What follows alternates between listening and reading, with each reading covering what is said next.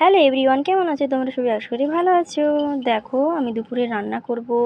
এখানে আনিজ কুটেছি আর এখানে ছাগলের জাবনা পাউচ নিয়ে নিয়েছি বেলা, আর পনির নিয়ে নিই।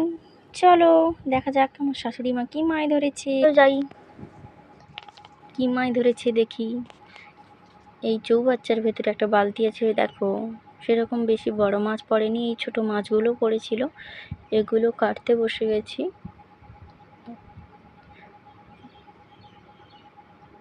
বড়শির মাছ যা পড়েছে তাই নিয়ে নিয়েছি। খসি পাউচগুলো মাখিয়ে নিয়ে মাছগুলো কুটতে বসে গেছি। মাছটা ছড়ছড় করছিল। মাছ কোটা হয়ে যেতে মাছগুলো ভালো করে ধুয়ে নিয়ে এসে লবণ আর হলুদ মাখিয়ে দিয়ে নাড়াচাড়া করে ভালো করে ভেজে নিলাম। তারপর এই টকে মাছগুলো ছেড়ে দিয়েছি। আমসির টক করেছিলাম আজকে। দেখো মাছগুলো ছেড়ে দিয়েছি, একটু নাড়াচাড়া করেই ঢাকনাটা দিয়ে দিলাম। তারপরে দেখো আমার রান্না কমপ্লিট। ভাত করেছি, কুমড়ি শাকের ভাজা করেছি, টক করেছি আর চচ্চড়ি করেছি। টাটা বন্ধুরা।